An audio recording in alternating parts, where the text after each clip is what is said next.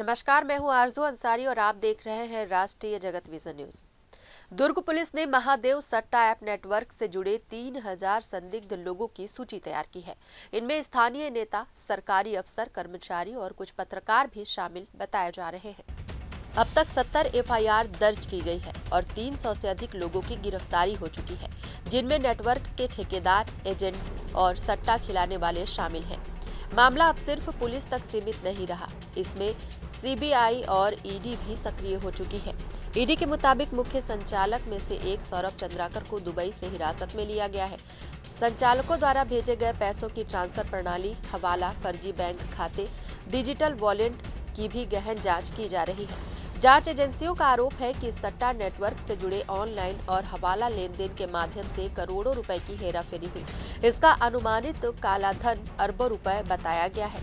फर्जी बैंक खाते और सिम कार्ड, डिजिटल वॉलेट आदि के जरिए पैसों की आवाजाही की गई है ताकि वास्तविक स्रोत छुपाया जा सके।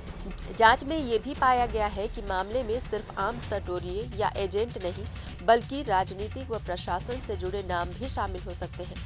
पुलिस ब्यूरोक्रेसी राजनीति का एलिजेंट नेटवर्क सामने आया है। इस कारण अब सीबीआई द्वारा बड़े स्तर पर पूछताछ और दस्तावेजी मामलों की समीक्षा की जा रही है, ताकि पैसे के स्रोत, फ्लो और नेटवर्क संरचना का भली भांति पता चल सके।